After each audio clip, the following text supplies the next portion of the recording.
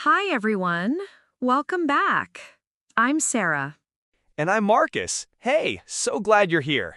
Today, we're taking it slow. This episode is all about thinking in English.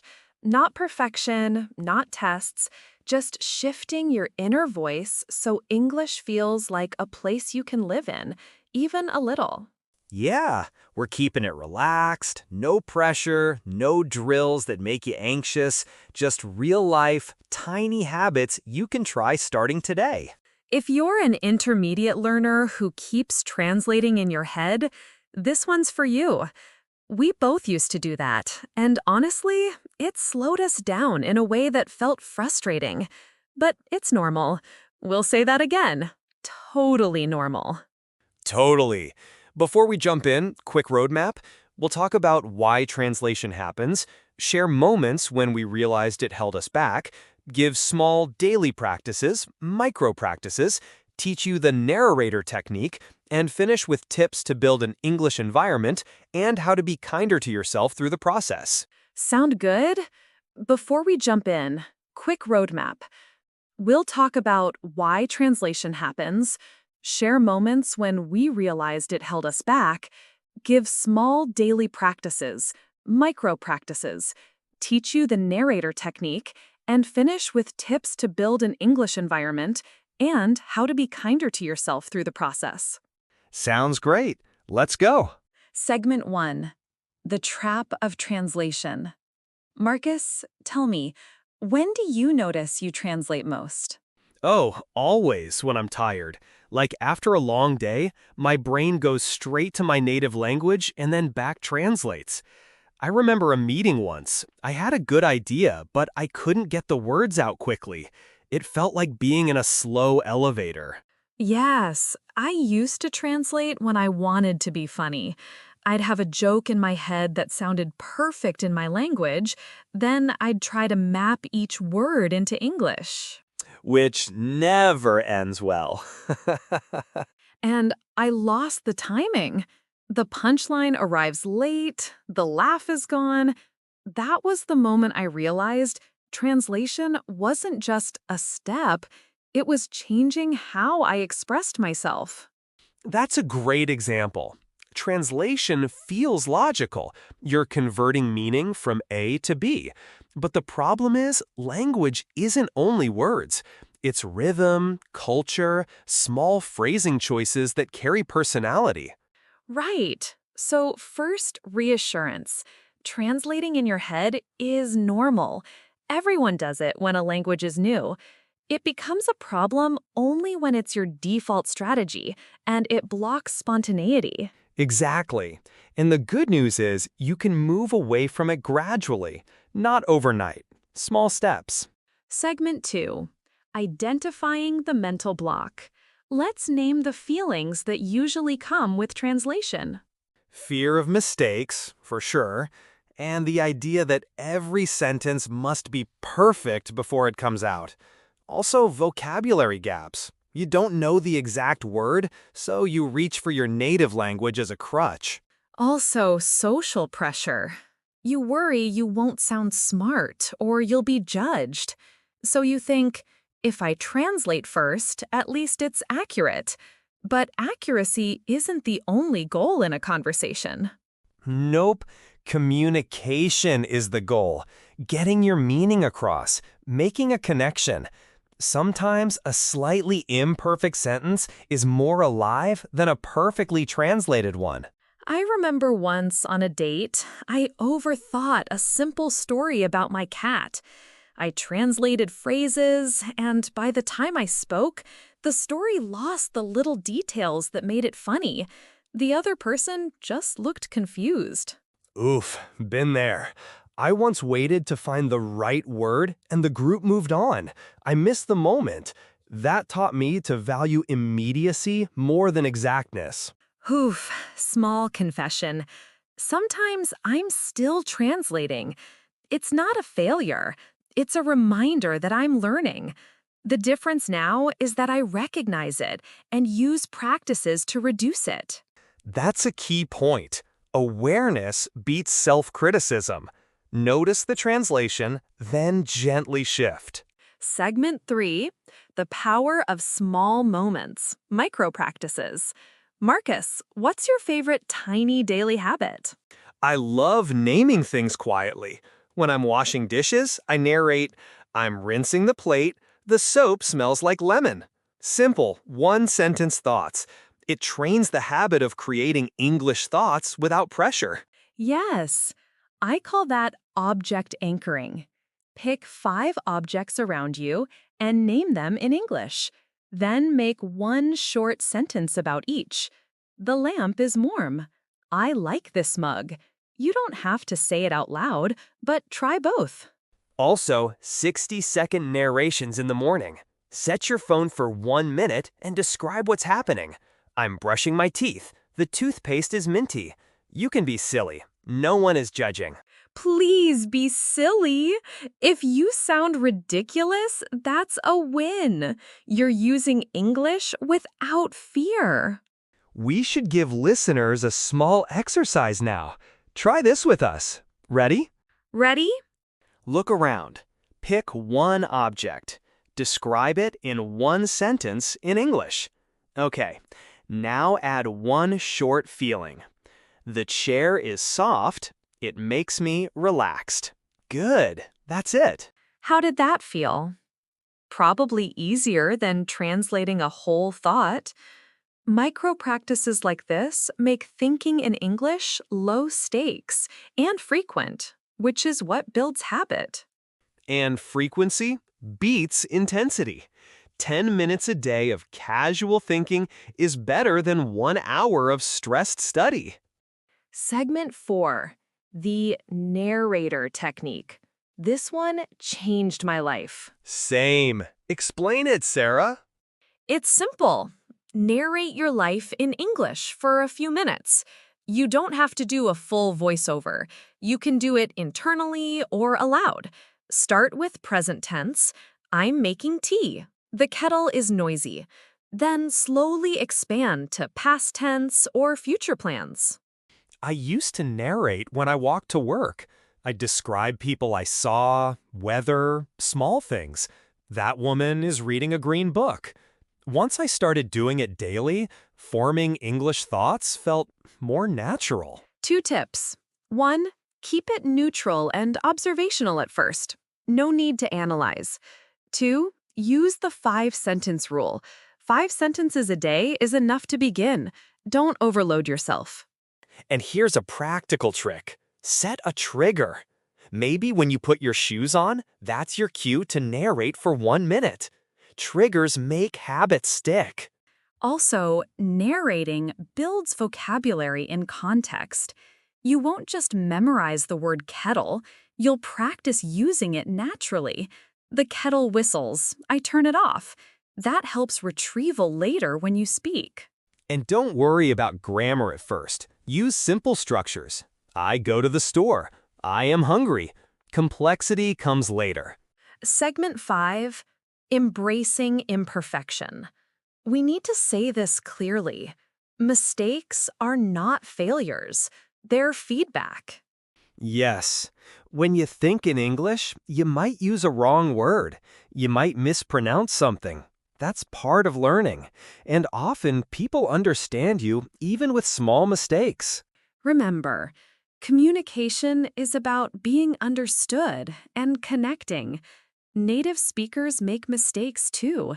You know those people who say, me and him went to the store? It's fine. Language is messy. An exercise.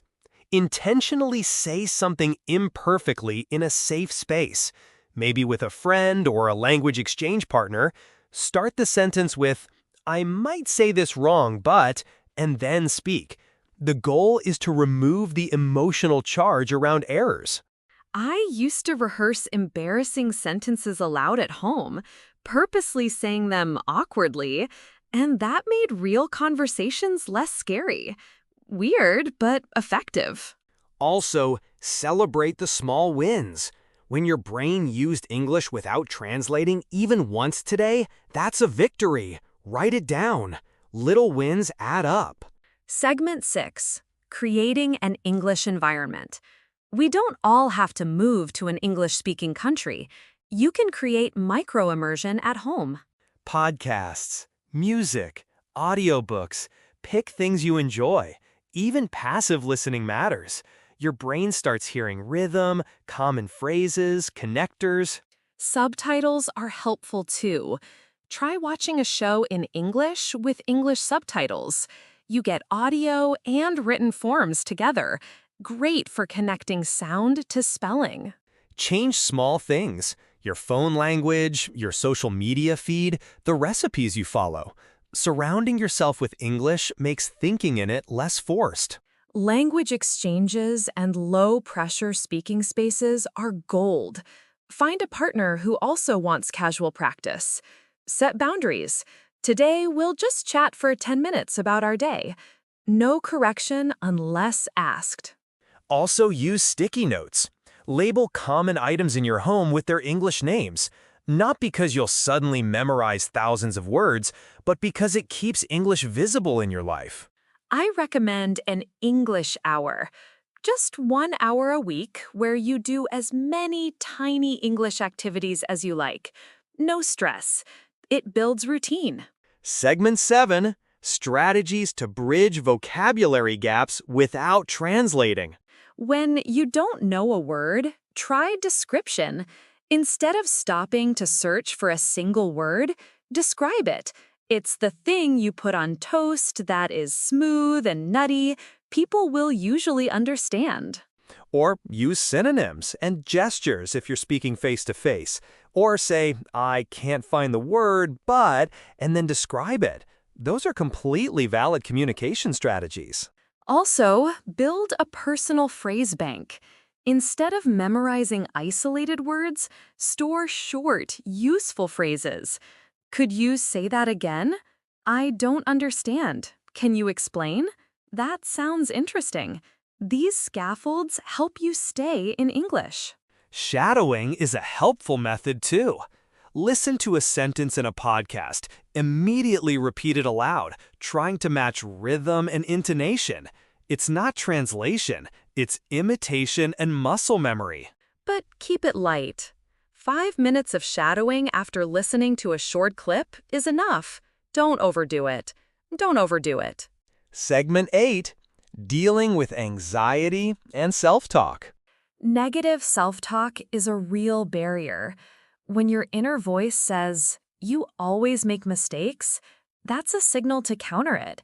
Replace it with, "I am practicing. Mistakes are part of progress." Say that out loud if you need to. Also, practice brief mental rehearsals. Imagine a short conversation in English going well. You don't have to plan every sentence, just the start.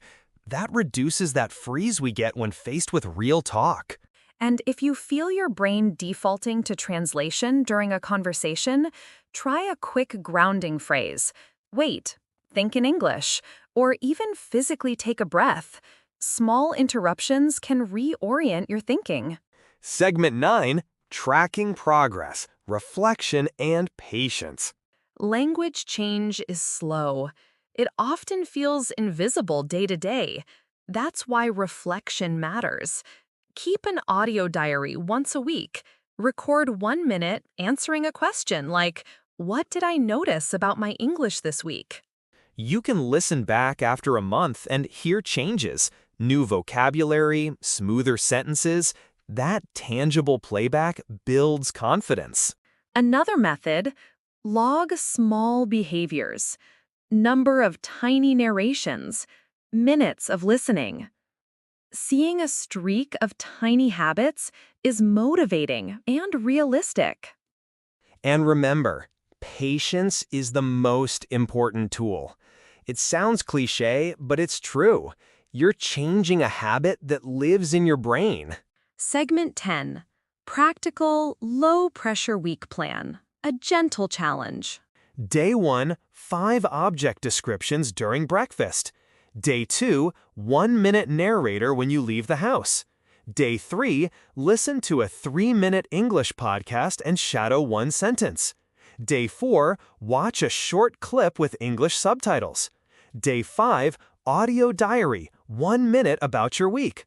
Day 6, language exchange for 10 minutes or talk to a friend in English. Day 7, review and celebrate. List 3 wins. This plan totals only a few minutes each day, but it's consistent. The point is tiny, repeatable actions. We also want to give you some quick phrases to practice thinking with. I feel, today I noticed, I think, maybe. Use these to start internal sentences. Now, let's do a very short live demo together. A narrated 2-minute scene. Marcus, you start. Describe what's in front of you right now. Okay. I'm looking at a window. The sky is a soft gray. A small bird just landed on the sill. My coffee is warm and a little bitter. There's a tote bag on the chair with a bookstore logo. Nice. I'm in my kitchen. The kettle is on the stove. I can smell ginger. My phone is on a recipe webpage. I feel calm. My cat is watching me from the counter. He's patient. See? Even in 2 minutes, you use words you might not normally touch in a formal study session, and it's enjoyable. See? Wow. Uh-huh. Nice. Segment 11, dealing with real social situations, work, friends, and travel. In meetings, try paraphrasing instead of translating. If someone asks, "Any thoughts?" respond with, "I think we could." Instead of planning a perfect sentence, give a direct, simple answer. When friends tell stories, listen for small reusable phrases. For example, that sounds exhausting, or no way. Copy those phrases into your phrase bank and use them naturally. When traveling, use small narrations to describe surroundings. It keeps your brain in English mode, helps you think on your feet, and reduces translation pressure. Also remember that people generally appreciate the effort. Most listeners are focusing on the content, not grammatical detail. Connect first, correct later. Segment 12. Long-term mindset. Becoming more comfortable in English. Think of thinking in English like learning to ride a bike in your head.